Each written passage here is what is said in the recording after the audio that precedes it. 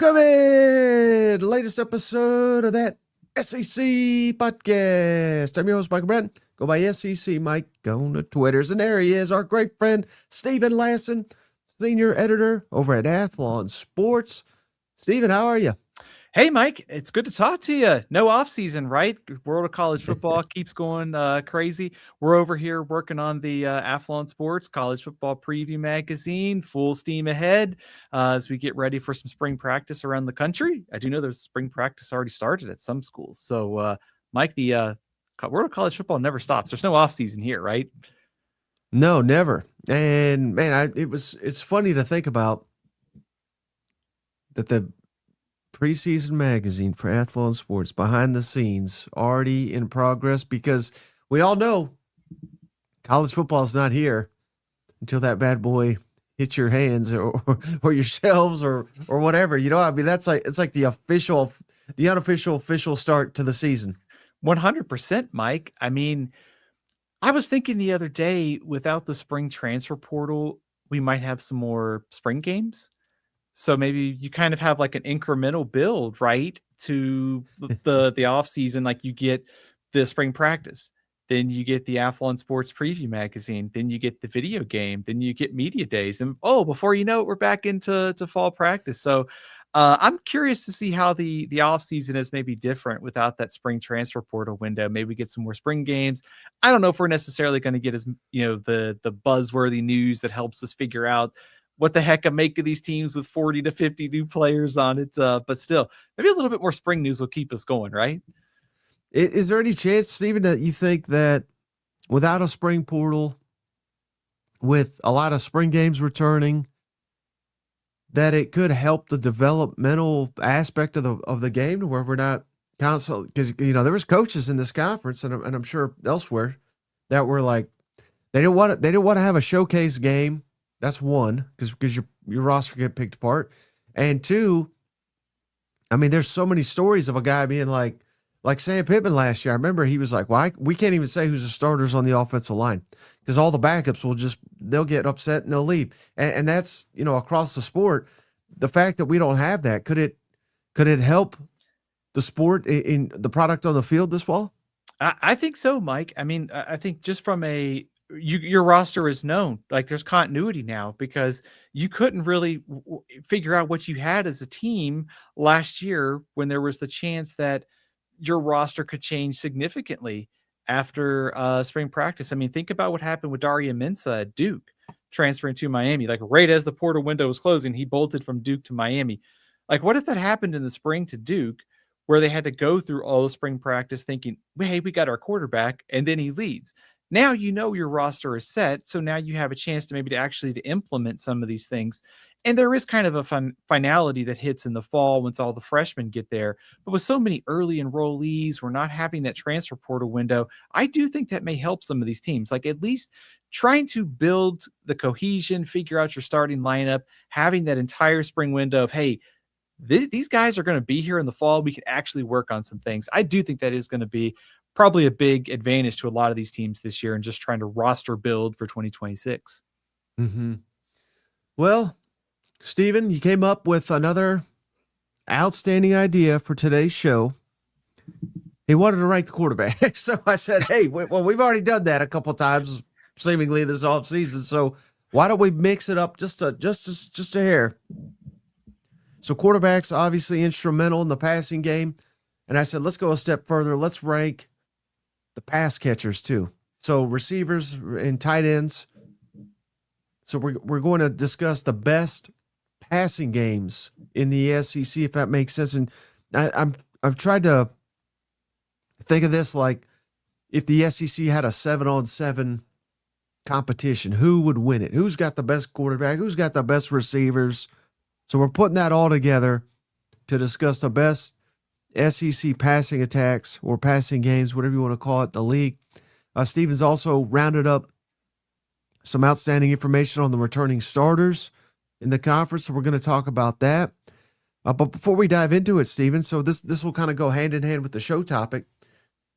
We've talked a lot about it on this channel, but we haven't got your thoughts since it's become official that Trinidad Chambliss won his injunction And what that means essentially is he's eligible, and it seems very unlikely that he is going to miss any action at all for Ole Miss.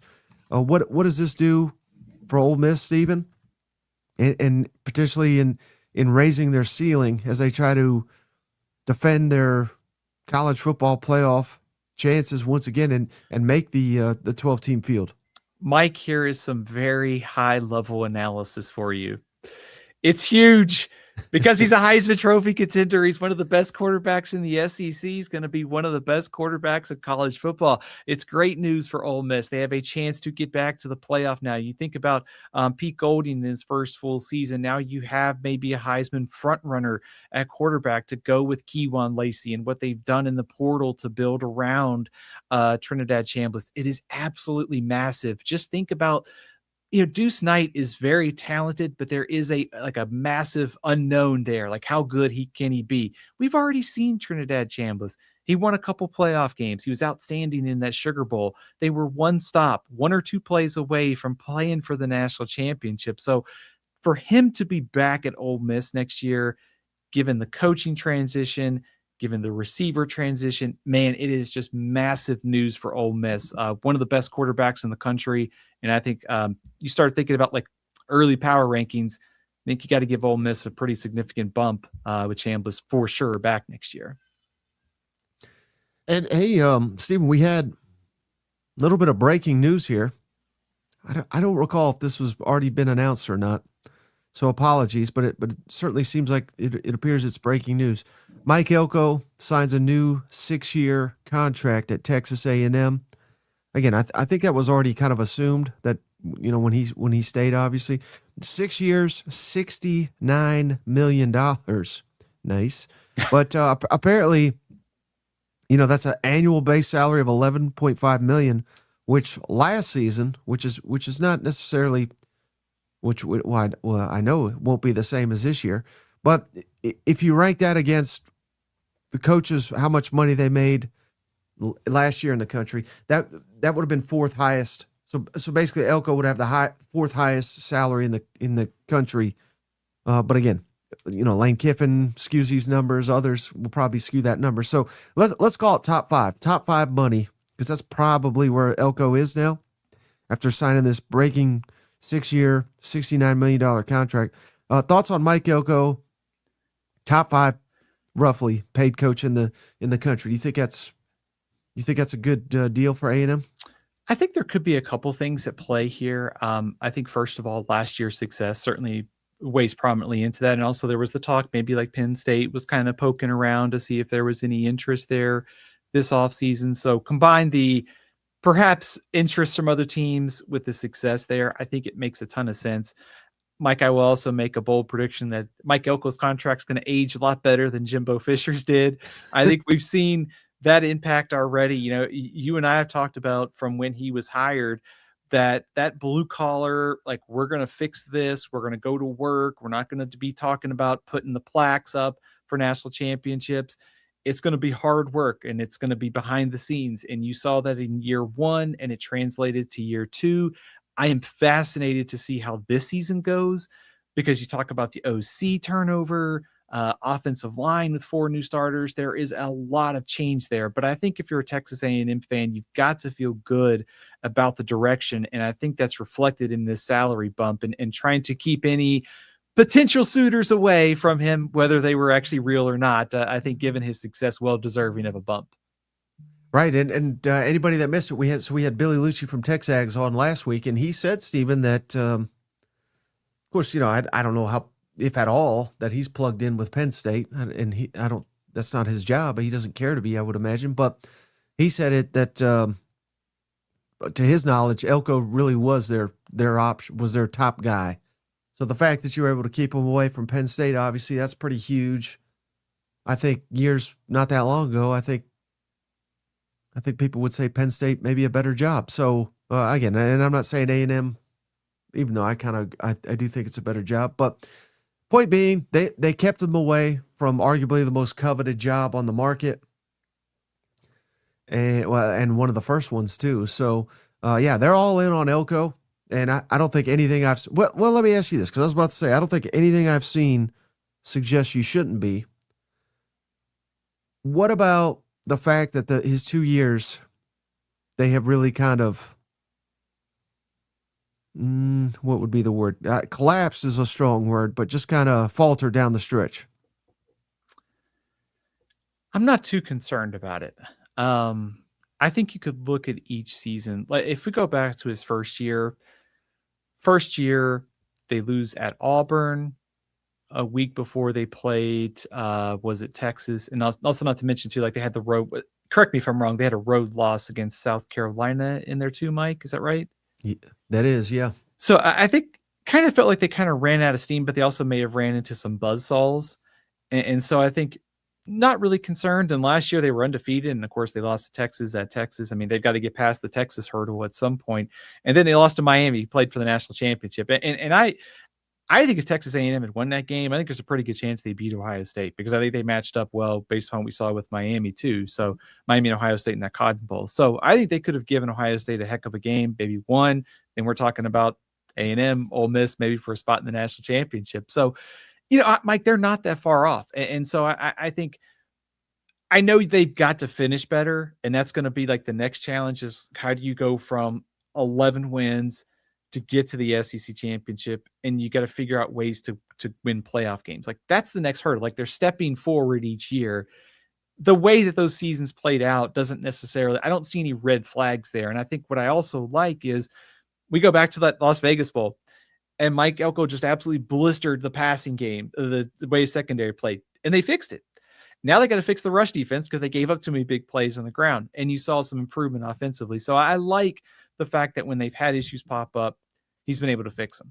And I think that this year will be a good test now. 3 years in, more of your guys, it's your program now for 3 years. If they take a big step back, I'll get worried. I don't think that's happening though. Yeah, and to your point, Stephen, I think the way you judge these guys, obviously we have no idea what'll come the season ahead, but are we getting better? Are we ahead of schedule?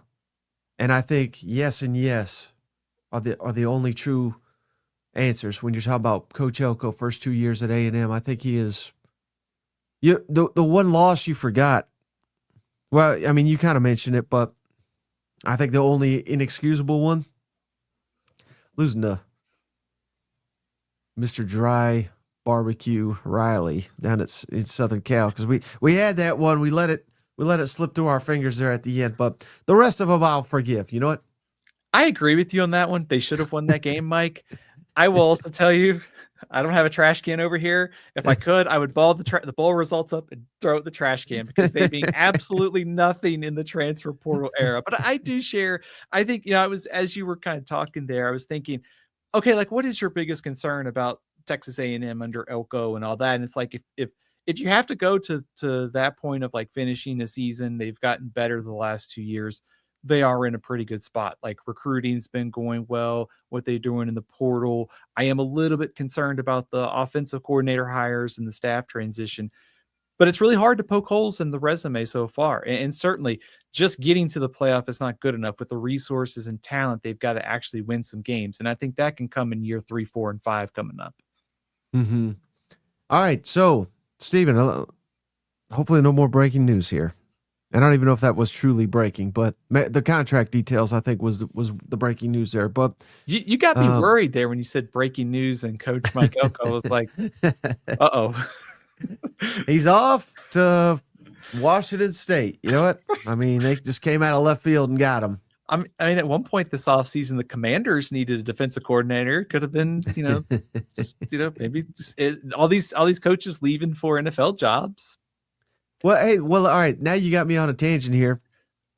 What is stopping? And maybe he's a good coach. I don't know. I literally don't know much about him. So I believe his name's Joey McGuire. Is that the Texas Tech coach, right? Yeah. If they're going to be spending all these millions and millions of dollars, why do they just completely they're like, hey, we just got this loser coach over here. Like, why not go get an elite? I mean, what the hell's that guy ever done? Is he even that good of a coach? I mean, all these coaches look good with good players, but how could they have splurged on all these players and not splurged and gotten a big time coach? I think had Texas Tech not won the Big 12 with that roster last year, I do wonder if we might have started talking about like hot seat for Texas Tech. And you look at just as you're to your point, 8-5, 7-6, 8-5. And last year 12-2, like clearly a step forward. So I think you're right. Like had they gone 8-5, I think Texas Tech would have said, hey, this roster is one of the most high profile, high price rosters in the country, and you're delivering 8-5. And also, Mike, the Big 12 is so wide open. And you think back to like early 2000s in Oklahoma State with T. Boone Pickens and the investment they made in the program. Oklahoma State took off because of that. And they had such a great run there with Oklahoma and Texas. Texas Tech has got to be that program that dominates the Big 12 because it's so wide open. So, yeah, I think to your point, if I was Texas Tech, I'd sit there and say, like, if you don't deliver, we're going after somebody else. And McGuire has done a nice job, but he did a better job last year because he had better players. Yeah. All right, so I didn't mean to scare you. Breaking news: Lane Kiffin to Texas Tech just happened, but we'll cover that on another episode. Wouldn't it be better for Lincoln Riley? I think so. All right, Steven, let's get into because you did all this hard work for SEC returning starters. This kind of blew my mind over here. I told you I was going to try to do a graphic. I did not have time. I apologize. But how would you like to break this down, Stephen? Would you like to go with, the fewest, the most, or would you just want to keep it in alphabetical? What's your thoughts here? You want to start maybe alphabetical?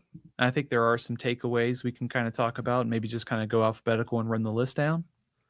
Okay, so we'll start with Alabama. Alabama, according to Stephen Lassan, senior editor at Athlon Sports. Don't yell at me. 5 starters coming back, 1 on offense, 4 on defense. So again, this is one of the reasons I'm down on Alabama. 5 returning starters, 4 on defense, 1 on offense.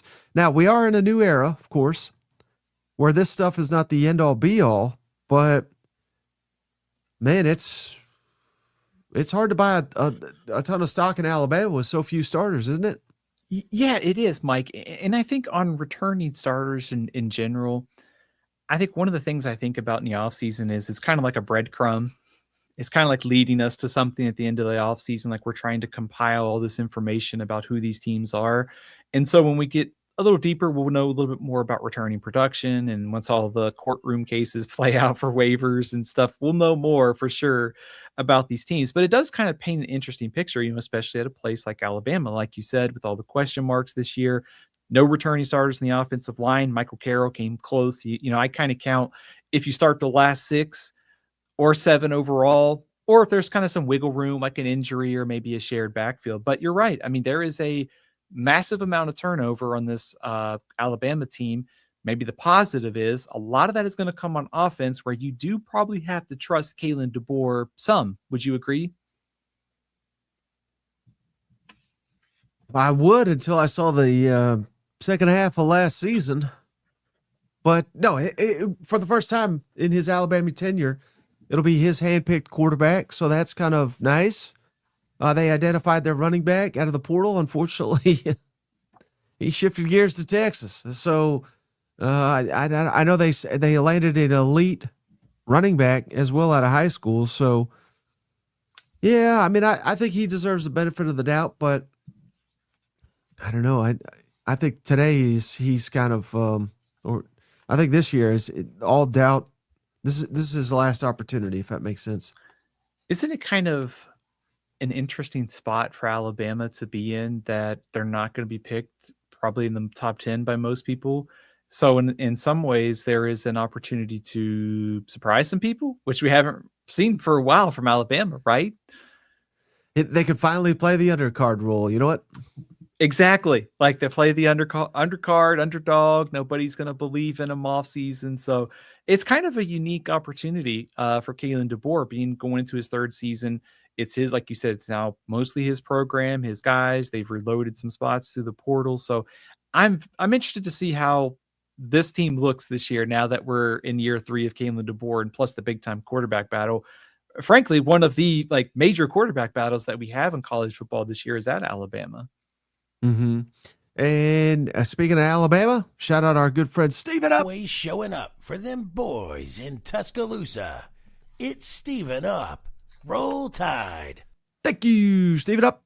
Be gifted. Ooh, I Kenobi. I hope I said that right. I Kenobi. Welcome to the family. Yeah. Thank you, Steven Up. And thank you, Steven.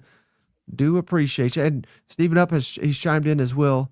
He says, Bama's got a couple good running backs coming back. If the offensive line can block, I mean, that'll be critical. It couldn't block last year for whatever reason. You know what?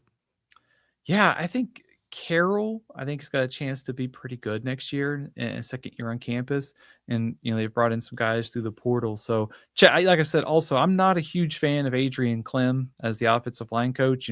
It's a guy that I don't think has gotten the most out of the talent at previous stops. So, with a young, unproven line, he's really going to have to be better at being a tactician and not a recruiter. So that's going to be interesting to play out. Just so many questions about this Alabama team in a spot we haven't seen them. Mm-hmm. All right, let's do Arkansas next, Stephen. The Razorbacks, of course, they've had a coaching transition, but they have 7 starters back overall, 5 on offense, 2 on defense. Get those defensive guys out of here. We didn't need them anyway. They weren't producing for us, but Arkansas 7 returning starters, which not a great number, but I think given the coaching transition, I think it's I think maybe some people will be surprised it's even that high. Mike, I think that if there is one good news about the 2 returning starters on defense, one of those guys is Quincy Rhodes, who's probably going to be, among the best in the SEC on the defensive line. But I think if you start thinking about this Arkansas team in 2026, and I've got them down for 5 starters back on the offense, on offense, and 2 of those on the offensive line. So you could, in theory, see what they've brought in through the portal, what they return. They do bring back some skill talent, plus what they've added through the portal there as well. So you could kind of see like maybe where some of the strengths are going to end up pairing out for this team. Like the skill talent could be pretty solid. Offensive line, there's a lot to work with.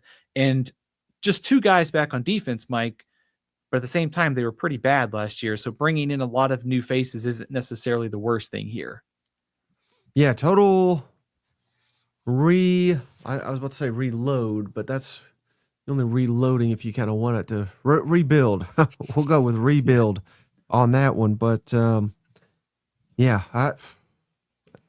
one of my peeves, Stephen, on shows like this, and I mean, it's not us, but it's everybody, but they always say, well, it can't get much worse. I'm guilty of that now. I have seen it get worse. So again, is it going to be worse? I certainly hope not. But, buddy, so many people thought it couldn't get worse, and it was just getting started. You know what?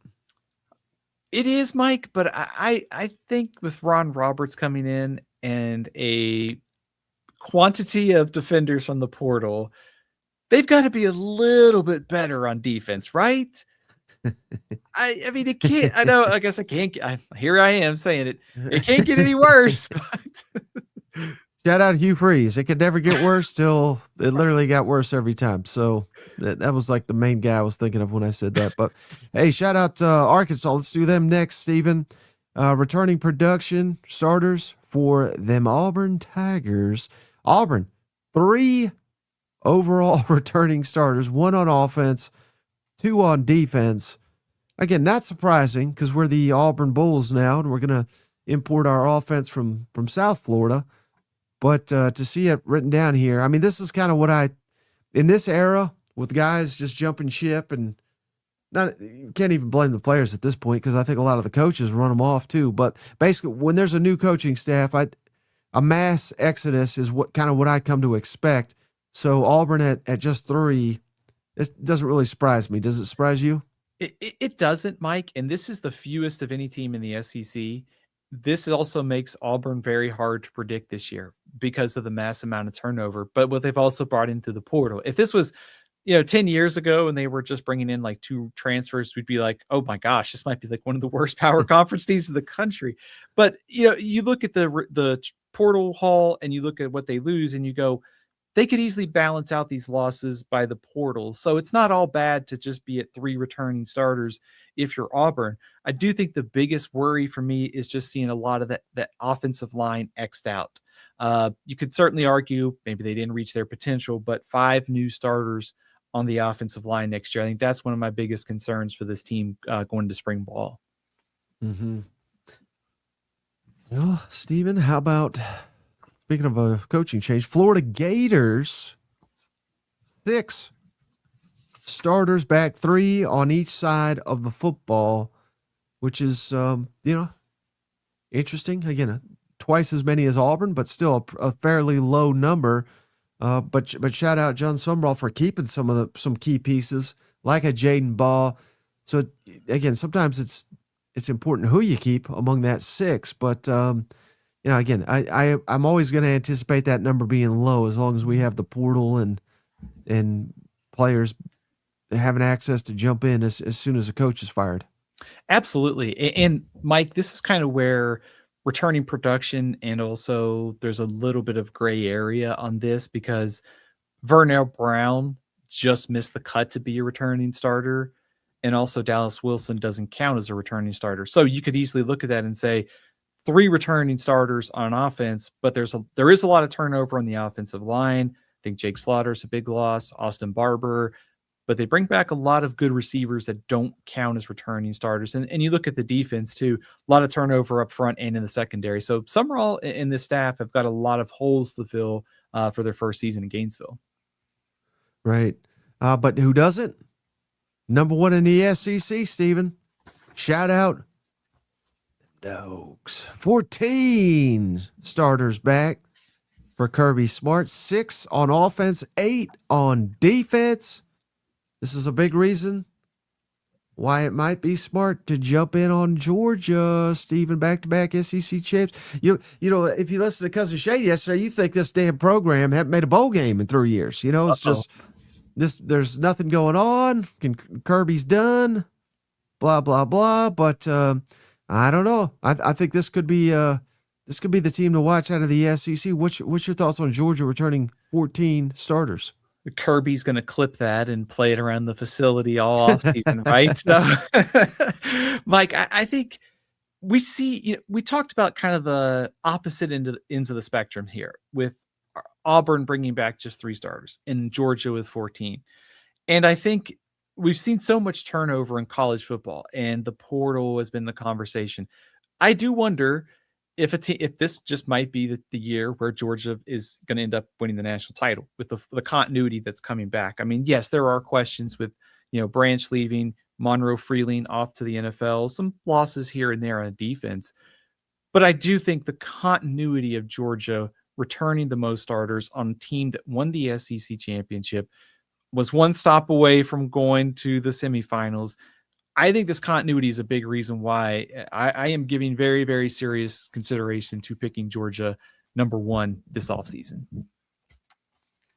Hey, shout out our buddy Liquid. Donation here. Why not count transfers that started with their old team and will start with the new team? Not to go full Chris Marler on you, Liquid, but there's only 2 words that we're looking at here. Returning starter. If you weren't there last year, you're not quite a returner, are you? So I hear you, because again, I think you correct me if I'm wrong, Stephen, but I think the value of a returning starter and these numbers overall, while they're still valuable, and I appreciate you putting this time and effort into it, I think the returning starters metric is probably less important than ever. And that's just due to the portal. And you can be significantly more experienced by just adding a bunch of transfers. And who knows, the starters you had may have not been very good. There's so many different dynamics, different systems, different coaches. There is no formula to necessarily winning in college football, if that makes sense. But I'm just rambling here. But would you agree with me, Stephen, that returning starters, that's kind of a metric that is not as valuable as it once was? 100% agree with you. And that's why I find these numbers to be interesting. I don't know if they are necessarily like the end all be all, because when I'm doing the predictions for the magazine, I don't necessarily look at the returning starters all that much. It is providing me with a nice kind of baseline of figuring all these teams out, because I'm just like everybody else. Like, I'm trying to figure out, like, okay, all these guys are transferring in. Here's who they lost, trying to piece it all together on a kind of a projected depth chart. So I always look at the returning starters as kind of saying, this is the baseline that they bring back from the previous year. So I think Liquid brings up a good point about how to weigh transfers and like returning production and also like returning starters. I try to shy away from the returning starters and transfers because I just want to know who they bring back from last year. But I do think there's got to be a way to kind of blend transfer production plus returning production and kind of fill in by position. So that is on the target list at some point in the off season to try to figure out. But I try to stick returning starters as guys who were on the team last year. And again, just reading into all this information, Stephen, again, if you got 14 returning starters, most in the conference, you just won 12 games, you just won the SEC championship. I realize they fell short in the playoff, and that's all anybody remembers, and apparently that's all everybody cares about now. But you got 14 guys that have a conference championship ring on their finger now, that have experienced the playoff and probably fueled by the defeat.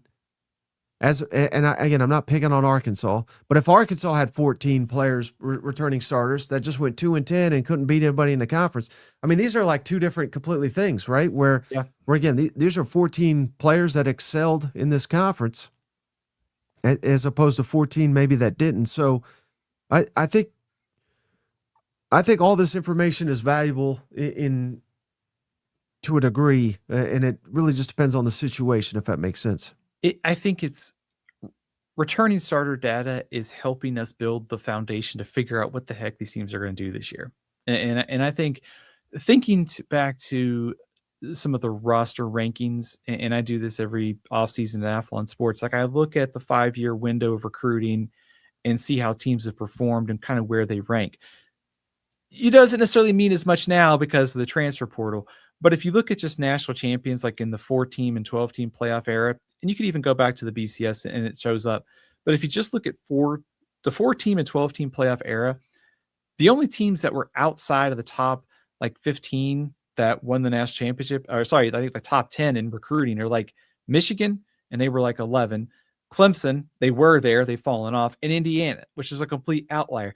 So I think if you kind of look at all this data and see, and I know I'm throwing a lot of numbers out there, Mike, but I'm thinking it's almost as simple as who's recruiting the best and who's bringing back the best. And that automatically gives us a pretty good baseline of who's going to be good, at least maybe not as volatile as some of these teams that are bringing in so many transfers. So it's kind of like good information to figure out what the heck these teams are right now.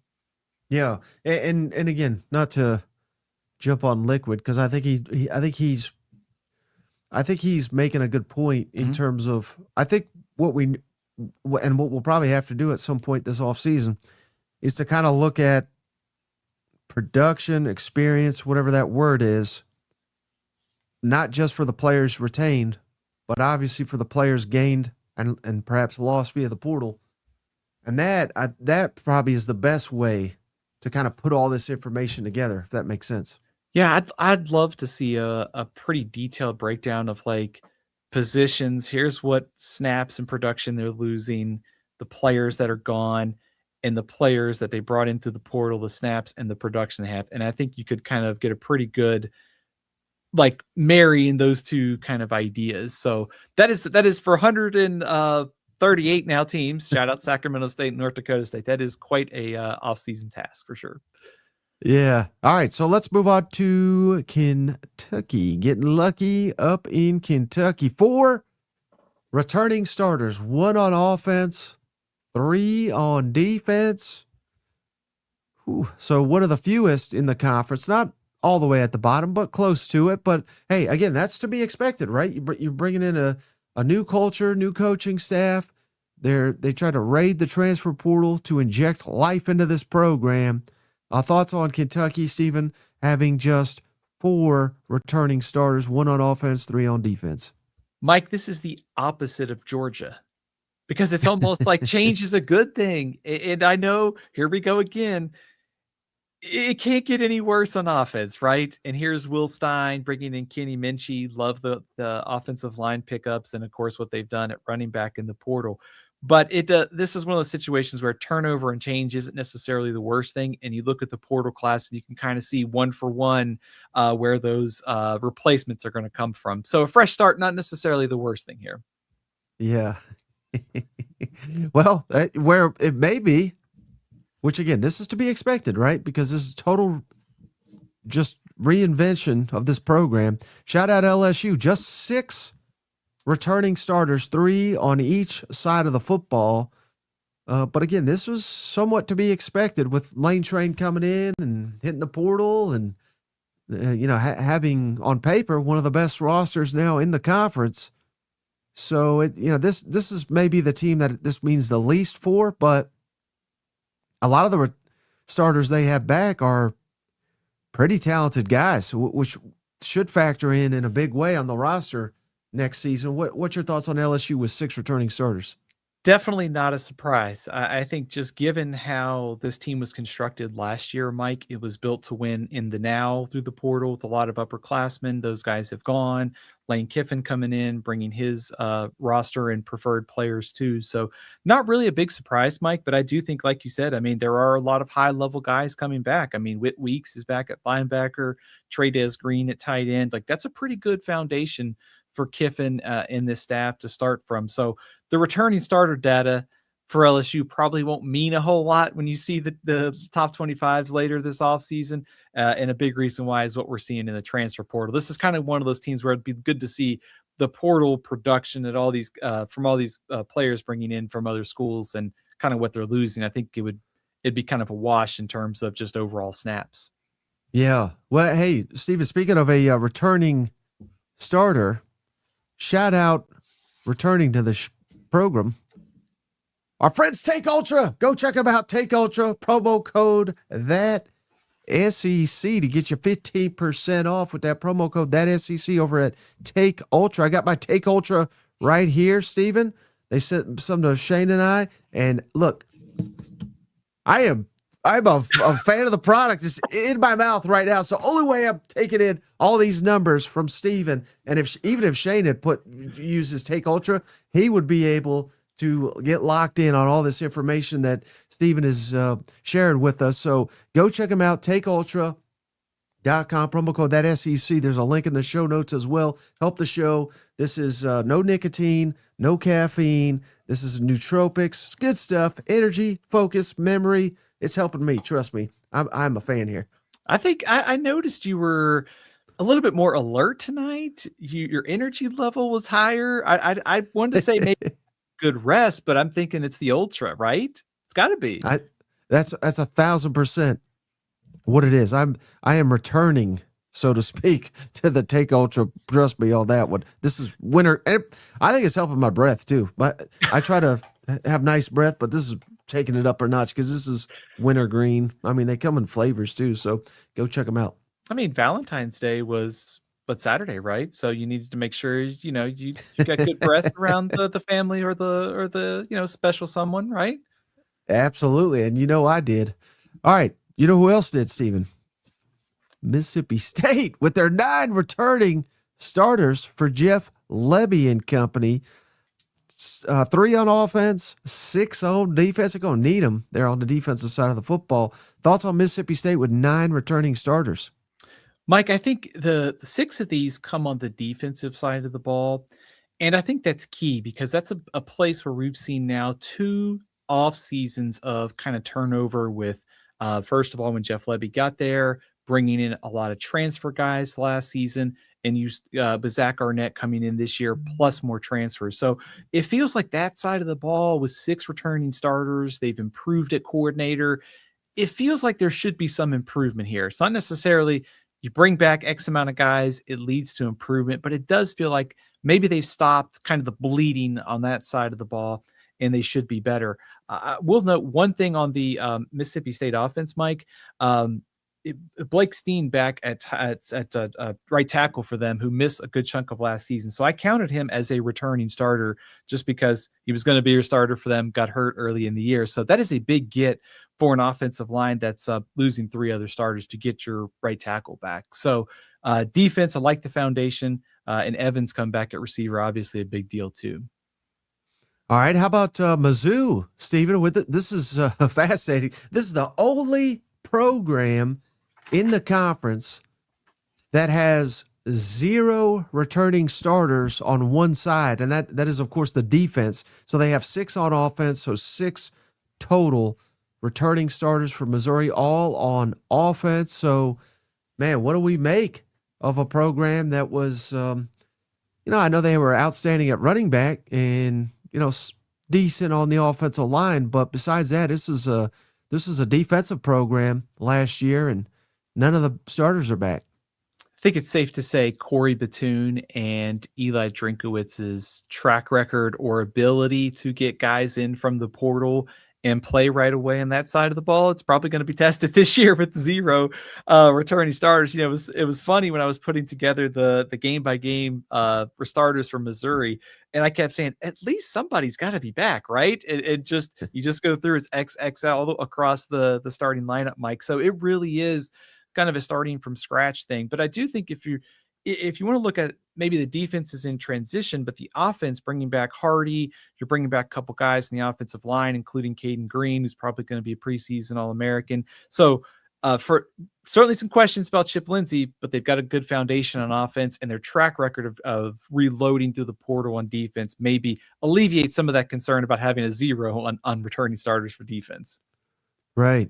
All right. How about Oklahoma, Stephen? 11 returning starters, 6 on offense, 5 on defense. So one of the higher totals in the Southeastern Conference. Oklahoma 11 coming off a playoff appearance. Thoughts on this one? Mike, there's 6 back on offense, like you mentioned, but I think within that, there's a key number, 4. That's the amount of returning starters I'm going to count Oklahoma for having on the offensive line. And you think about where this team was last season with the protection issues at times, the inability to run the ball. This group kind of growing up over the offseason, not having losses or additions to the spring portal anymore, they might benefit the most from just having all that continuity back on the offensive line. And of course, Mateer, Satanga. It feels like we've talked all offseason, Mike, about where this offense for Oklahoma is going to be, but that foundation is in a really good spot. And on defense, 5 returning starters, I kind of just shrug my shoulders and say I just trust Brent Venables to find the right mix, right? Oh, yeah. He's finding all conference players on the lacrosse team over there. So shout out Brent Venables. Also shout out Stephen. Ole Miss, despite the coaching change, 10 returning starters for the Rebels, 5 on each side of the football.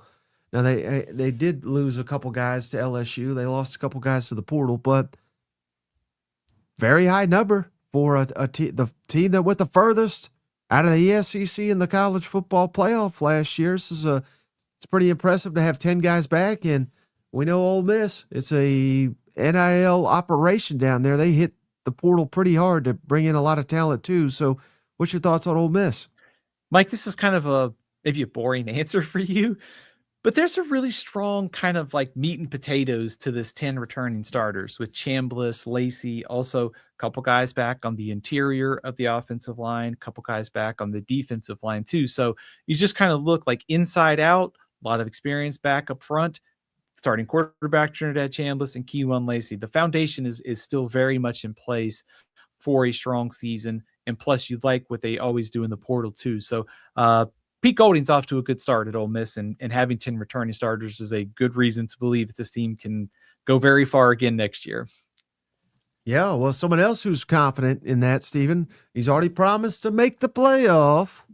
Carolina, shout out Shane Beamer, friend of the show. 10 starters back. Again, same as Ole Miss, 5 on each side of the football.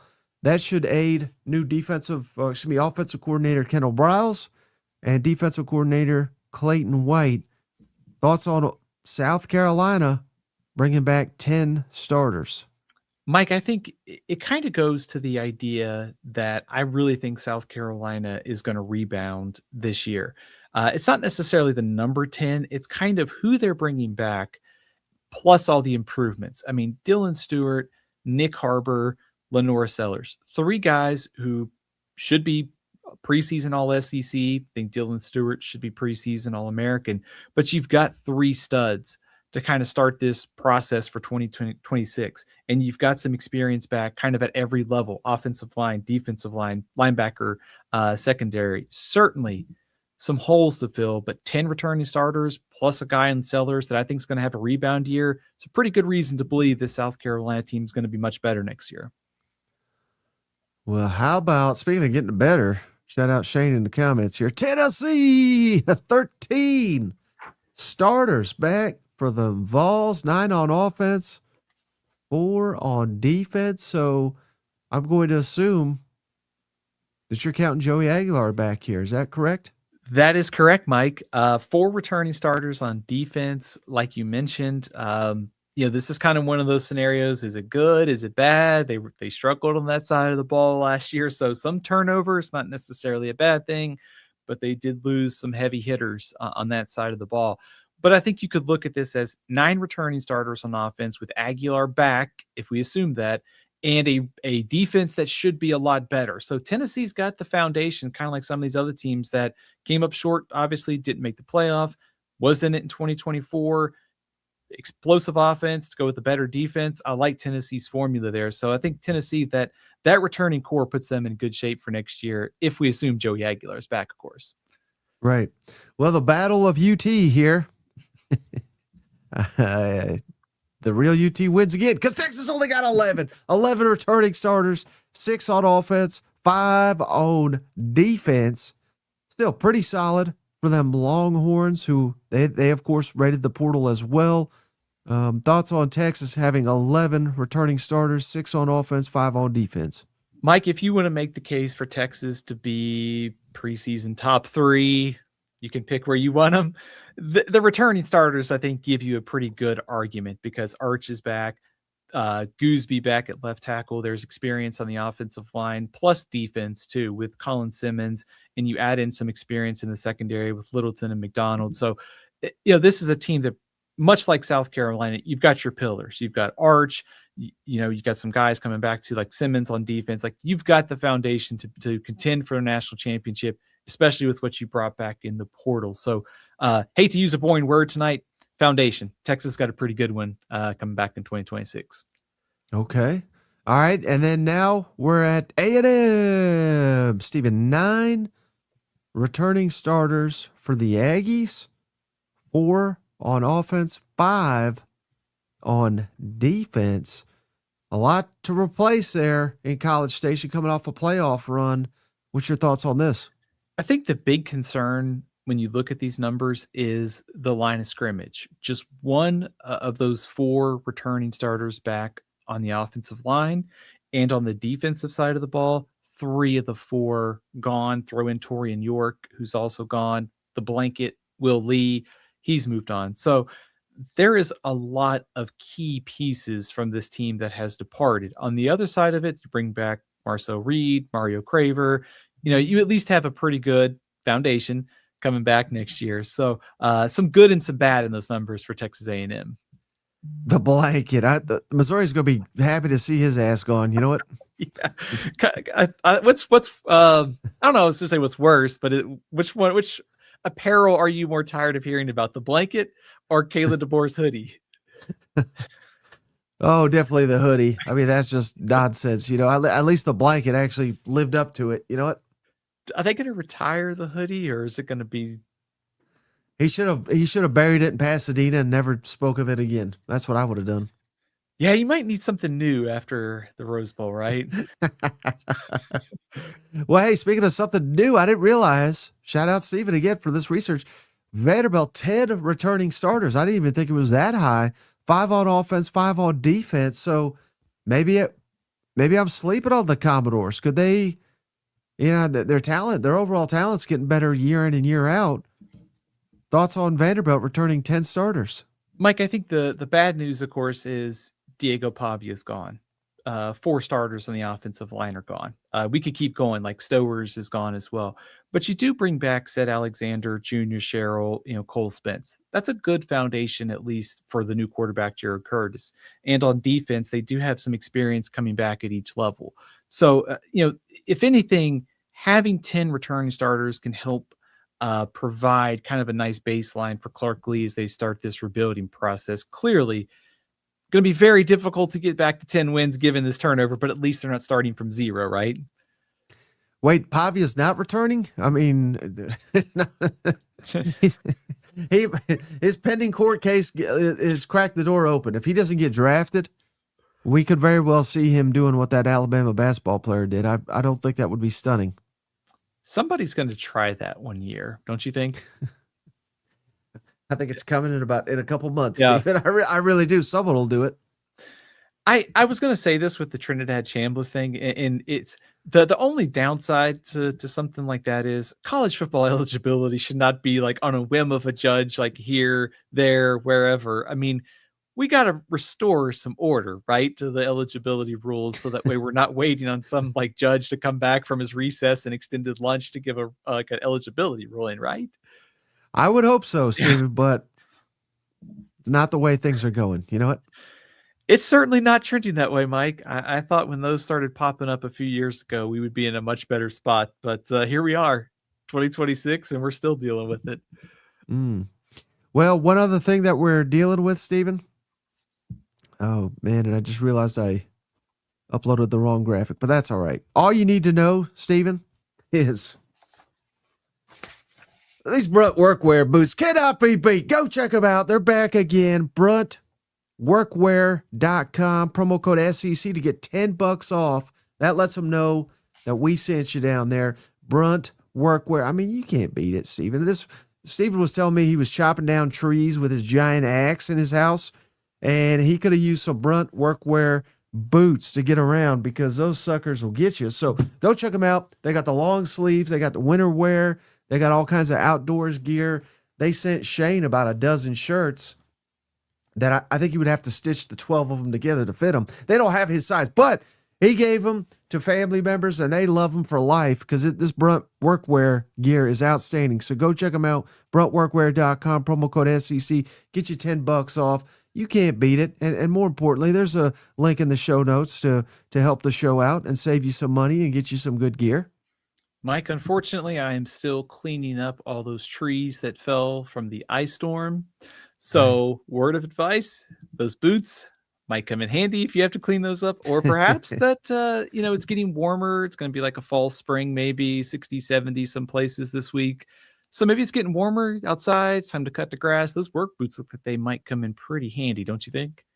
Yeah, and I like them a lot, Steven, because you can get your work done, but they're nice enough you can go out. Like if the lady's like, hey, take me out for Valentine's, which I had to do. I wore my boots because they look classy too. So I don't know. I look like an outstanding gentleman in them. You know what? You always look like an outstanding gentleman. So but hey, it's good with your Ultra and with your boots. You were looking sharp for the lady, right? Oh, I was trying. I can't look very sharp, but I do try. All right, Steven, let's get into the SEC best passing games. And again, maybe you missed it right at the beginning there. What we're really ranking is we didn't want to just do quarterbacks again. So it's like quarterbacks and pass catchers, receivers, tight ends, things of that nature. So if the SEC, I know they'll never do this, and nor should they. Of course, maybe that's what they should do in the spring. But if they just held a 7-on-7 competition, who would be the best? That's basically what we're trying to figure out here, Steven. And I thought it would be best, instead of just going 1 through 16, maybe we do the top 10, and you let me know who just, because it's probably kind of hard to rank some of these. I think the ones at the top are kind of easier maybe to rank, But the ones at the bottom, there's a lot of uncertainty with new quarterbacks, new receivers, all that. So what about the teams that didn't make the cut for you, Steven? Can you run through those? Yeah, I think you brought up something important with the rankings. Is it does feel like 5 through 11 or 12 are pretty close. It does feel like there's a pretty clear bottom tier. So I think, Mike, the teams that just missed the cut for me, I think Kentucky at the bottom, Vanderbilt, Arkansas, Missouri, Florida, and Mississippi State just missed my top 10. I felt Mississippi State, Florida, Missouri were a lot closer to the top 10 than maybe Arkansas, Vanderbilt, and Kentucky was. I did weigh known certainty at quarterback and then also tried to balance what we know at receiver too. So having good on good is kind of was a goal of mine, but obviously this is hard because some teams have really good receivers like Florida, but an unknown at quarterback too. Mm-hmm. Yeah. And again, just because they're not in the top 10 doesn't mean they won't be there by the end of the year. I'm thinking specifically of Mario Taylor as he gets more comfortable, he gets more experience. I think he could be really good. I don't know, although I do assume that Aaron Philo will be our quarterback at Florida, and everything I've heard about him, I really like. And I didn't even realize this, Steven. I'm sure you probably knew it, but again, I don't watch a lot of Georgia Tech football, but with Haynes King, I think they were having to play a certain way, and he was.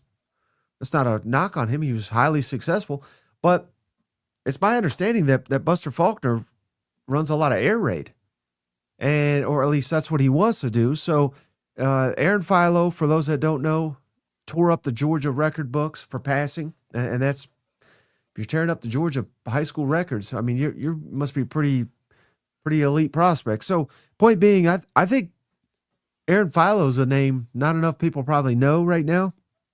That if he hits the ground running, I think Florida could have a pretty potent passing attack by the end of the season. I agree. I think Florida, Philo, the unknown, I think kept them out for me just because if you went receivers, you could go Wilson, Brown, Singleton. And you're talking about maybe one of the better trios, receiving cores in the SEC. So that was kind of weighing the good and the bad. But you mentioned Philo and Georgia Tech. I was really impressed with him in some of the limited time. Like he played against Gardner Webb this year, Mike. I think he threw for 21 to 28, over 300 yards. It's an FCS opponent. So I wouldn't read too much into that. But if you go back to the previous year when they played NC State, kind of a crazy, I think, Thursday night game, I was really impressed with him in that game. So I think having that familiarity, good weapons around him with Faulkner, I think Aaron Philo's got a chance to surprise some people in the SEC this year. All right, so let's start upsetting people, Steven. Who do you got as number 10? They're all going to be mad they're not higher. Who's the number 10 best passing game in the SEC in 26?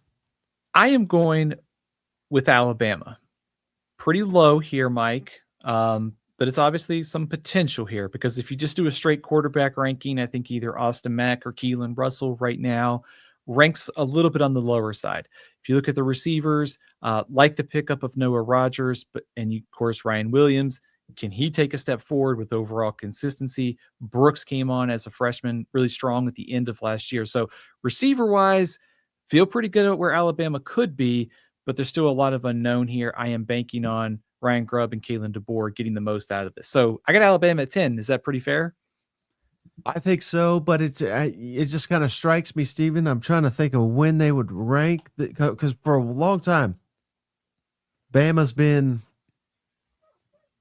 one of, if not the strongest receiving corps in the conference. They've had a historic run of quarterbacks. And I'm not saying either one of those has come to an end, but man, number 10. I'm just trying to think where they would be, where they would rank that low this time of year. I mean, we have to go back to probably Blake Barnett, Jalen Hurts freshman year. You know what? Yeah, I think so. I think that'd be a fair kind of timeline. I think if I could get a more consistent version of Ryan Williams, I think they might rank a spot or two higher. Ask me at the end of spring when we see, Simmons and Keelan Russell, and we see Austin Mack. We see those two maybe under the microscope a little bit. They could move up. I do trust Brian Grubb and Kalen DeBoer, but I think given some of the unknown at both spots, I think they're probably closer to the second tier of the top 10 than, like you said, where they have been in the top 5 or 6-ish. Mm-hmm. All right, so who you got number 9?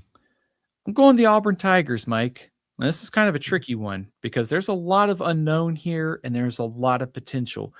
I like Byron Brown and I like the big playability that he's provided at South Florida on the ground, through the air, ultra productive.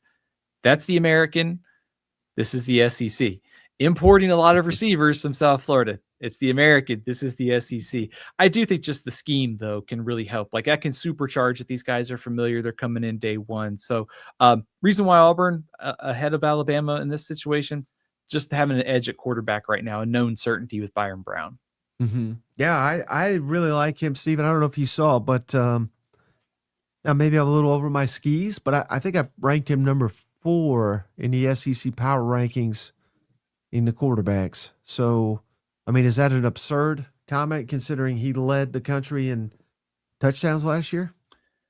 I don't think it's absurd at all because I kind of felt like there was like maybe 5 or 6 guys you could put in that like top tier. And then there's kind of like a chunk of quarterbacks who are all like, it's like Marcel Reed, John Mateer, like Byron Brown. Like, who do you like a little bit more? I don't think that's crazy. I think the offense and I think his track record suggests that he can be a top 5 quarterback in the SEC this year. Yeah, no, I think so too. So, we'll have to wait and see about that. But it almost feels dirty hyping up Auburn after the last couple of years of people doing that. You know what? I think that this offensive genius will actually execute the offensive game plan better than the last offensive genius, right? Hey, well, speaking of another genius, shout out Steven Up. Always showing up for them boys in Tuscaloosa. It's Steven Up. Roll Tide. Thank you, Steven Up. He said, hey, at least one of you don't have Bama in the basement. Thank you, Lassan, the assassin. He's the assassin, Steven Lassan. Shout out, Steven, for giving Alabama their due credit. Although he had Auburn above him. So, all right, number 8, Steven. Who's the number 8 passing attack in the SEC? Should say appreciate you, Steven, up for always listening and chiming in. I got South Carolina at 8, Mike, and you can call me crazy here. This is a banking on Lenora Sellers, and it's a banking on Kendall Briles coming in and improving this passing game. So this is Sellers getting back to what we saw in 2024. It's Nick Harbor taking maybe another step forward and just having a functional offensive scheme with a college play caller that knows what he's doing. So I'm banking on South Carolina being better, and a lot of this is weighted to Lenora Sellers because I still have some questions about the receiving core after Nick Harbor. Yeah, and someone that really started to come on, Stephen, for Carolina is Sellers' brother. Yeah, obviously they have a history, a rapport. So, I mean, to add him into the mix, that was one of those where it's like, oh, okay, they added the quarterback's brother. Good for him. You know what I mean? But, he is already at this point proven he was a heck of an addition, and he's not there because of who his brother is. I think he's a legitimate Southeastern Conference player. So, yeah, I think playing in this system, Kendall Briles he's gotten the most out of a bunch of quarterbacks. And if it's, if Sellers, I mean, if he can get the most out of Sellers, there's no telling what his ceiling could be. I do like what they brought in through the portal too. I mean, Nitro Tuggle from Purdue, Jaden Gibson, Oklahoma, DJ Black from UCF. I don't know that any of those guys are necessarily all SEC caliber receiver, like I'll make the postseason all SEC team, but it does feel like they've added some guys like 2 through 5 who improve your depth and playmaking ability. So you kind of just combine all that. And like you said, maybe guys like Sellers getting better, Harbor gets better too. It feels like they're just going to be better and deeper as a receiving core this year. All right. So where are we at now, Stephen? Is it number 7? Is that Brett's number 7? Yeah, because we just did South Carolina. I actually lost my train of thought on my notes, Mike. I'm sorry. Number 7, Mike. Sorry. Texas Okay. A&M. Okay. Yeah, no problem. Texas A&M. All right. Whoa. Wait a second, Steven. Tell me why you hate Marcel Reed. No hate for Marcel Reed, Mike. Okay. Actually, this is kind of the top tier and the second tier of the SEC, because I felt the top 4 were pretty close, and I thought 5 through 7 were very close as well. So and we can once we get into 5 and 6, I think that'll kind of that'll dictate. You'll kind of understand, I think, the ranking of Texas A&M. I think there's not much difference between 5 and 7 and even the top 4. Like Marcel Reed, the development we saw, still would like to see him close the season better, and especially on the turnover front. Receiving core, Mario Craver, Bethel Roman, just that group should be one of the better groups, and it's even taken away Kevin Concepcion. I like what they've done on the portal front there. So 7 might be low, Mike, but I think when you see the top other ones in this group, I think it'll make sense. It's really close between A&M and the next 2. I kind of shuffled that order late. You could call me crazy on this one. Okay. No, I think that makes sense. Now I'm just so intrigued of who you got. So let's go. Who's number 6 then? I went with Oklahoma at 6. So the tiebreaker for me was, I think Mateer might be a little bit better if they stay healthy over the course of the season. Mateer versus Marcel Reed. I gave a slight edge to Mateer. Now, if you want to argue, Marcel Reed has kind of done it at a higher level in the SEC. I'm not going to argue with you. These 2 were so close in my mind. I also like what Oklahoma has done in the portal. Livingston from Texas, Trell Harris, Satanga. That trio of receivers should be way better than what they had last year. And they've got a tight end in Hayden Hansen. So I like what they've done in the supporting cast. Reed versus Mateer, I went back and forth on this one. I just had to go Mateer slightly above. So that's why Oklahoma 6 and A&M 7. Very interesting. Very interesting indeed. Because I agree with you putting Mateer over Marcel Reed, but not by a wide margin, which you didn't say by a wide margin. But again, splitting hairs there, right? But I think I would give the edge to A&M's receivers. I would too. Again, you're right, man. That is a tight competition there. All right, so then who would be next so that I could complete this trio of comparison? Tennessee. Ooh. So I kind of did the too top low. If I could be like Shane, right. I did the top 4, and I know we'll get to that. I thought they were on tier 1.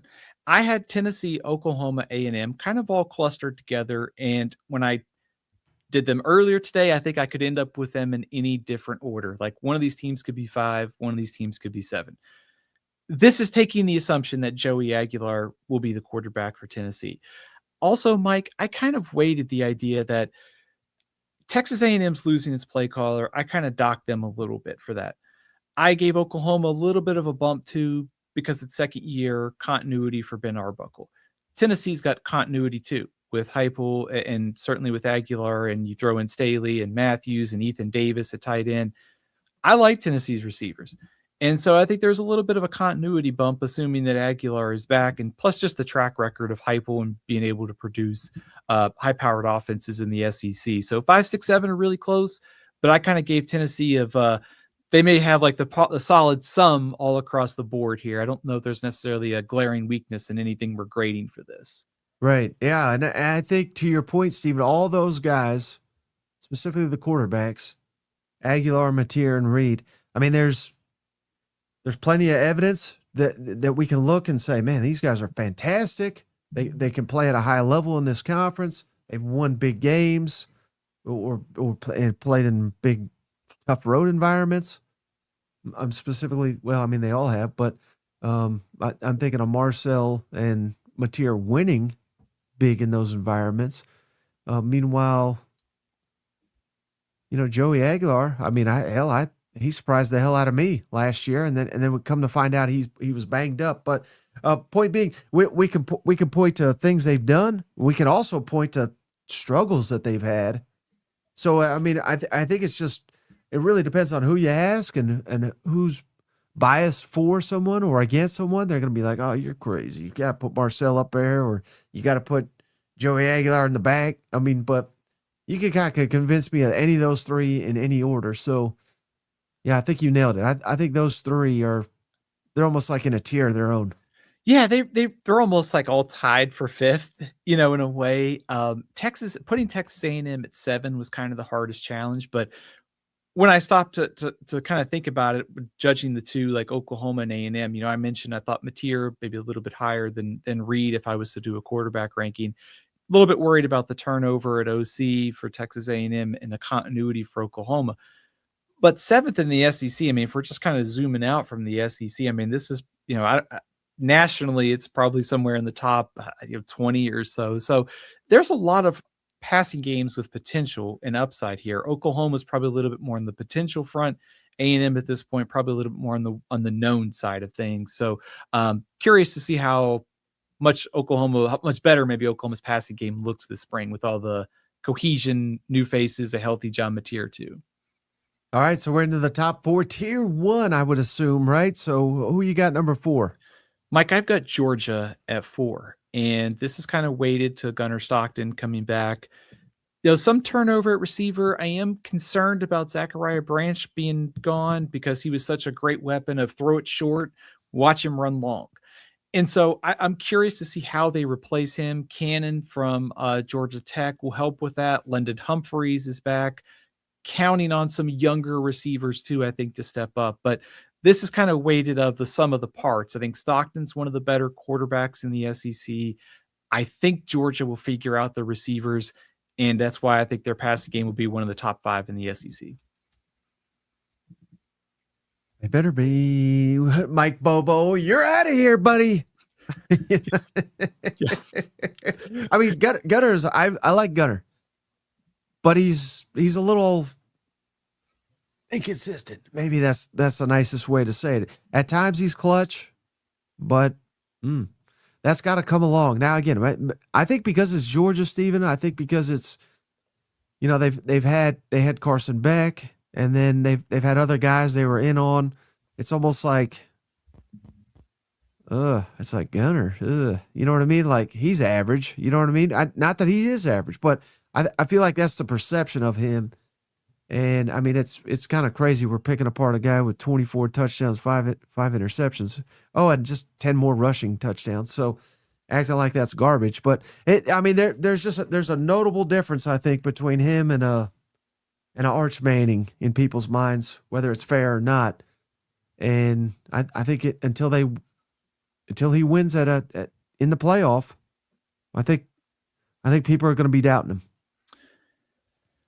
I think his biggest flaw, Mike, and I don't know if it's necessarily his fault. I mean, his numbers were good for a first-year starter last season. And also go back to the year before where he was thrown into the Sugar Bowl to start against Notre Dame, a really good defense with Carson Beck's injury.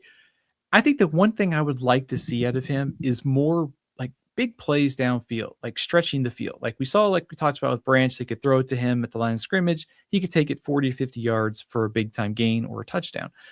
I would like to see them be able to stretch the field a little bit more. Like if you look at just like air yards and throws downfield, like that's where Stockton has room to grow. And also, I think he doesn't necessarily have to be like Heisman Trophy good for Georgia to win, because you could look at the parts and say offensive line should be pretty good. Run game should be pretty good. Defense should be good. He doesn't have to be outwardly like elite to win a national title, but I think he's got to be better than he was this year for Georgia to do so. And there should be some optimism of his second year. Maybe he's not the most, talented like Chambliss or Arch or one of these other quarterbacks, but at the same time, I think it's proven he can get the job done more than enough for Georgia to win it all. Yeah, and he saved his most clutch throw on the road at Tennessee early in the season. I mean, what are the odds, Stephen? What are the odds? But all right, we don't need to belabor that. Number 3, top 3, Stephen. Where are we at? I'm going LSU, Mike. And this is a lot of new pieces and a lot of projection, because I like Sam Leavitt from Arizona State, but he was also hurt last year. So the greatest sample size that we have from him is that stretch run that Arizona State had in 2024, where they won the Big 12 in a few games at the start of 2025. Still a lot of unknown, but Lane Kiffin knows how to get the most out of quarterbacks. So I'm going to trust that he can take the small doses that we saw of Levitt at Arizona State and turn him into something very productive. I also like what they did in the portal at receiver. They added a lot of guys. Jace Brown was one of the best receivers at Kansas State last year. Jackson Harris from Hawaii, field stretcher. Eugene Wilson, if he can stay healthy, he's a guy who could contribute at LSU. Throw in Trey'Dez Green. I think LSU's got some nice weapons around Sam Levitt. So LSU at 3, felt they were pretty clear in the top 5, but it is a potential pick. Steven Up says Lassan's jumping on the late trade. He got his ticket early. So good for you, Steven. But that's interesting. That is interesting. Top 3, LSU. Not saying you're wrong, although you're wrong. But I think by the end of the year, you might be right. I think, that's a lot of projection for me. And I hope Sam Levitt is that guy, Steven, because he's getting billed as an amazing quarterback. He's going to have a lot on his shoulders, so to speak. And I would guess that a lot of fans saw his performance last year against Mississippi State and trying to figure out that guy's supposed to be one of the best quarterbacks in the SEC, right? I'm sure you've seen that too. So that there is a lot to prove there, but I also think it's almost like you have to consider skill set and offense and track record of Kiffin. And certainly Arizona State had some personnel issues at times around Levitt with offensive line in 2024. But I think there is the talent upside in the offense to make this thing go. But it is a lot of questions and a lot of projection in a season where LSU is dealing with receiver and offensive line turnover too. Mm-hmm. All right, number 2, Steven, and I think we already know because we know who's number 1 in your heart. Mike, I had a hard time with this one. I had a hard time with number 1, but we'll go with number 2. And it's Ole Miss. It's with Trinidad Chambliss coming back. Ole Miss gets the nod as one of the best in the SEC. I think maybe if I don't think it's a massive concern, but there is a lot of turnover at receiver for this team. There is some nice pieces coming back that played last year, but there is a lot of turnover too, like bringing in Jonte Cook, the receiver transfer from Syracuse. I think he's going to be a nice playmaker. Throw in some of the other transfers. They have restocked this group. Chambliss coming back is really the key cog in all of this, Mike. I mean, he's so good. We saw last year in such a breakout season. I think there will be a little bit of a drop off, and this is kind of what made me go with the other team at 1. I do think you lose Kiffin, you lose Charlie Weiss. John David Baker did a really good job at East Carolina, but I always worry you lose that brain trust. There's got to be a little bit of a drop off, plus the receiver turnover. Maybe it takes a couple games for this offense to kind of click on all cylinders. So I took that into account. That's why they're 2 and not 1. If Kiffin was back, they would be number 1 on this list. And think about this too, Steven. Just think about this. I've been very pro Ole Miss, Trinidad Chambliss. I think he's great. I think everything he's got coming for him is well warranted, right? And maybe what has happened in the past has got literally nothing to do with what comes for him in the future. So maybe I shouldn't lump these in. But, I mean, we've been following this game a long time, Steven. A long time. We're old. We're pretty old. But point being, Steven, how many times have we had like some breakout player? And I'm going as far back as like the one that really is sticking out in my head is Michael Vick.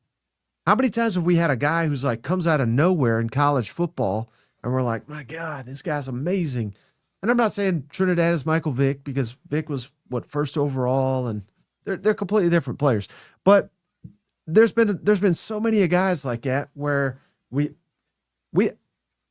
didn't know who Trinidad was a year ago. I'll be honest with you. I mean, I remember he committed to Ole Miss, and I was like, well, that's nice. We'll never, this is probably the first and only time I hear this name, right? And he bursts on the scene. He emerges as one of the best ever, or at least for Ole Miss. And then in year 2, now he's the man. Now everybody's looking to him. Now he's making millions of dollars. Now he's on national television because of the damn court case. There's so much that goes into that. Can he possibly live up to it? I mean, can he? Sure. But have we not seen a long list of guys that burst onto the scene and then we're like, my God, this might be the best quarterback ever. And then by year 2, they take, even if he takes a slight regression, I don't think that's going to be that big of a surprise. Do you? I wouldn't be surprised at all. I think it's spot on to say that, because it's not as simple as what you did last year does not necessarily mean you're going to do that or replicate or get better.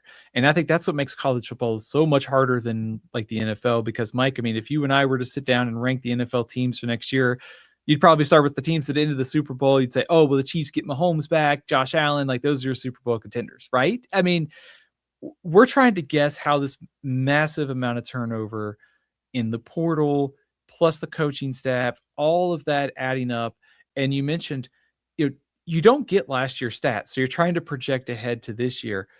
But Chambliss, the fact that now that defensive coordinators are now going to have a full offseason to game plan, if there is some regression on the play calling front and the personnel front, there is going to be a step back. And I think about like Lenore Sellers here too, because I thought he could overcome some of those things. Like talent would just transcend the personnel, and it didn't do that last year. So I do think that all those factors say to me that a slight step back still means all SEC. It still means top 10 in the Heisman, but it also means that Ole Miss is probably not making the college football playoff. There is an enormous amount of pressure given the turnover, coaching personnel, and also just trying to keep your house in order and replicate that same amount of production again next year. Yeah, and then even one thing I didn't even hit on that is unique to today's age. Well, now I'm thinking of 2, but one specific is all the money these guys are making. And I've never been one was like, oh, they shouldn't get paid. But if Ole Miss is willing to give Chambliss, I don't even know how much, but let's say $4 million, that's awesome. Then if they're paying him that, he's worth it. I don't care what anybody says, but how does that affect you? There's an unlimited number of ways that could affect you. And again, what's happened to other people does not mean it's going to be negative affected towards him.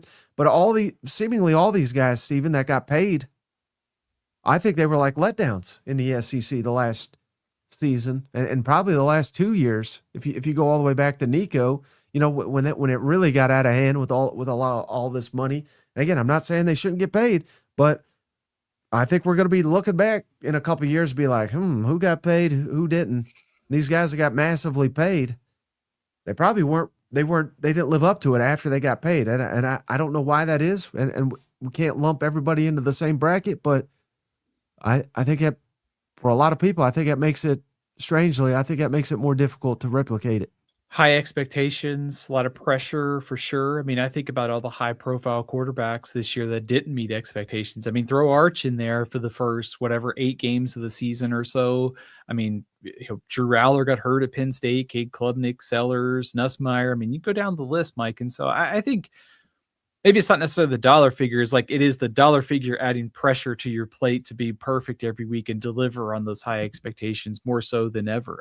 DJ Lagway too. So obviously a lot of variables in there, but yeah, I do worry, a full off season for teams to maybe game plan for a Chambliss led offense, plus all that pressure, plus the turnover. It does feel like it might be really hard to exceed all these expectations that's going to be placed on him this offseason.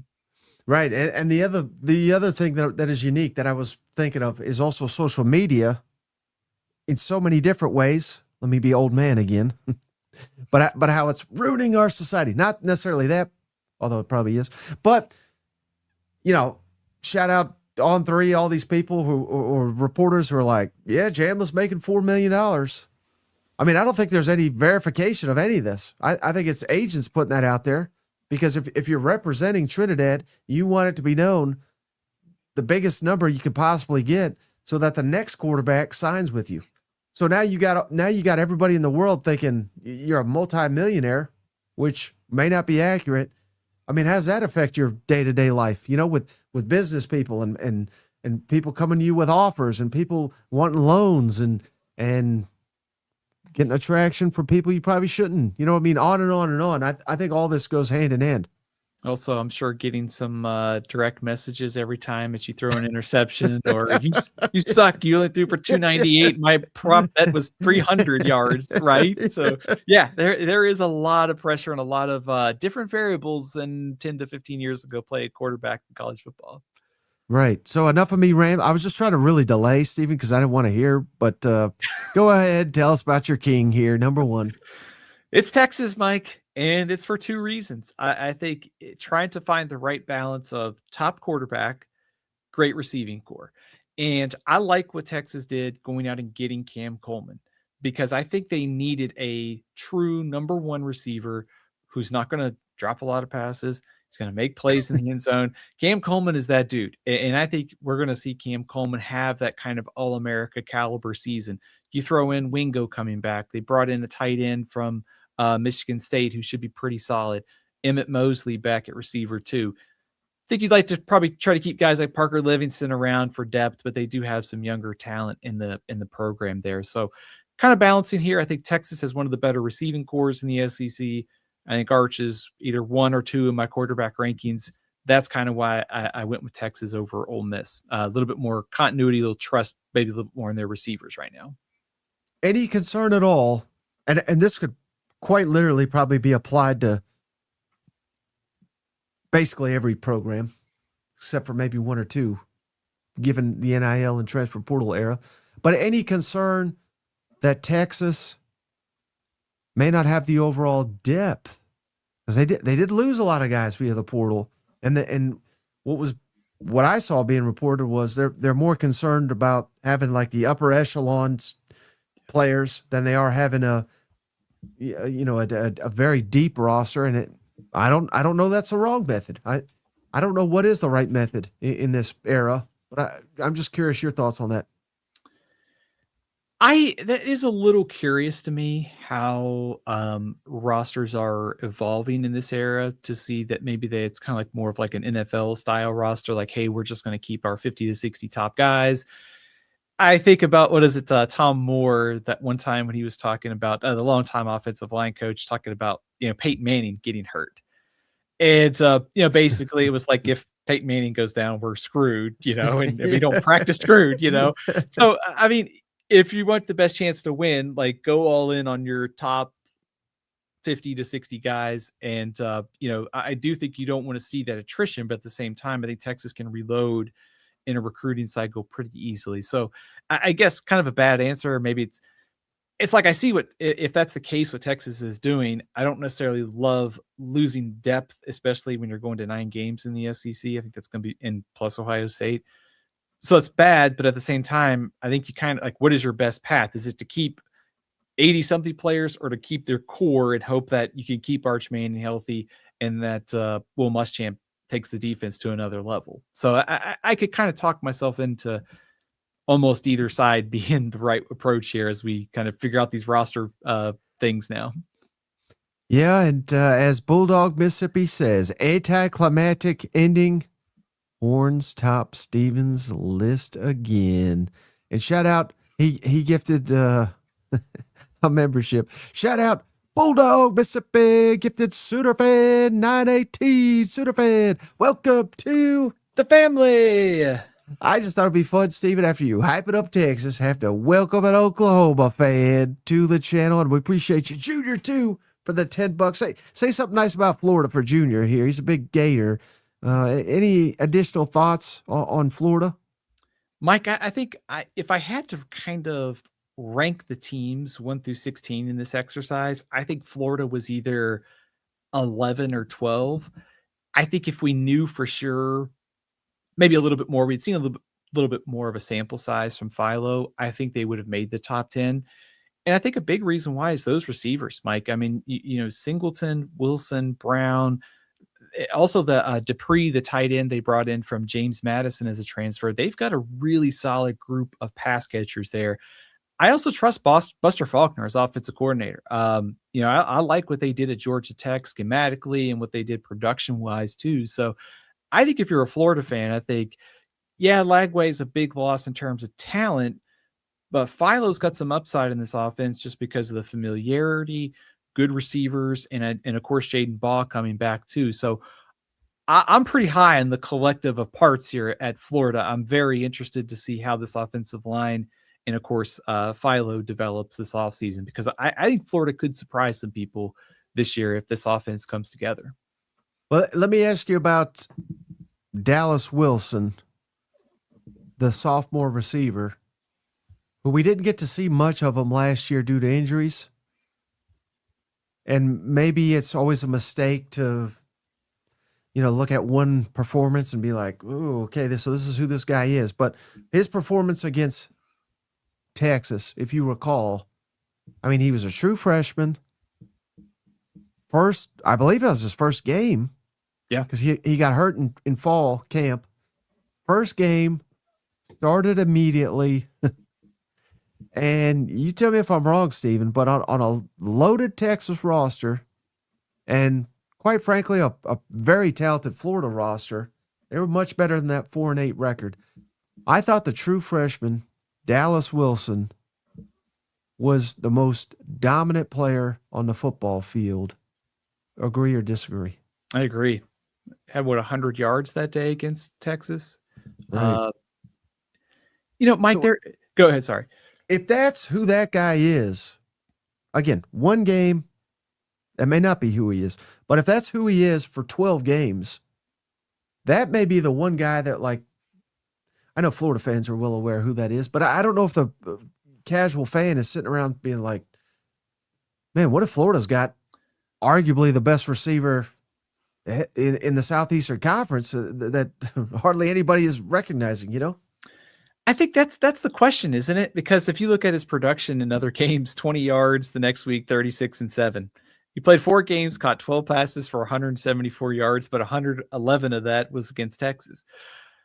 I mean, I think if you just look at the stats, you'd probably go, well, it's not the case. But I think if you just watch the sort of like watch the game and watch the tape from this season, I think you could go, okay, at full strength, if he's healthy, the upside here is pretty enormous. And I would also go back to Buster Faulkner and the staff. I think a reset on the offensive staff is a good thing. Somebody with some creativity in the passing game can really only help these weapons for Florida and to get away from what Billy Napier was doing. So I think, to your point, I think there is a lot of upside here.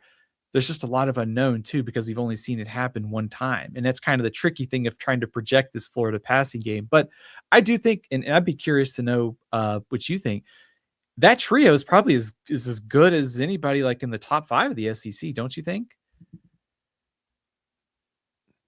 Yeah, I mean, it's up there. I'm trying to think of who would compete. Now, again, we don't know true freshmen, things of that nature, factor in some of those guys that could hit. But, yeah, I think it would certainly be Florida is up there. A&M, talented.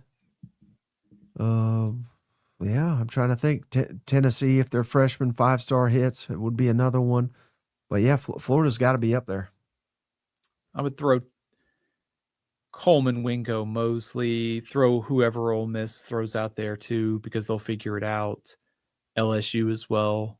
But I mean, if it feels like from a upside potential, if Florida isn't there right now, there's a very good chance that they are ending the 2026 season there. You'd be amazed, Stephen. Well, competent coaching can reveal in some of these players. So can't wait to see year 1, John Summerall down in Gainesville. Before we wrap this one up, Stephen, as always, can you remind the cousins how to follow you and how to find all your great work over at Athlon Sports? Absolutely, Mike. Athlonsports.com. We are hard at work on the magazine. Fingers crossed we'll have some good news soon on the magazine front. So writing every day there at athlonsports.com. You can check out all my work at Athlon Steven on Twitter, Stephen L. CFB over on Facebook and Instagram too. All right, Stephen, thank you so much for joining us and dropping all this knowledge We'll be back tomorrow with old cousin Shane back from his second vacation of the month. And shout out JP. Tonight's shout out Steven Up, Mr. Sip, Liquid Flames, and Junior. We appreciate each and every one of you. We'll catch you tomorrow. Bye-bye. Hey, buddy, this beer's for you, Mike, and cousin Shane. That SEC podcast loves the Pirate, and the Pirate loves that SEC podcast. Hail State.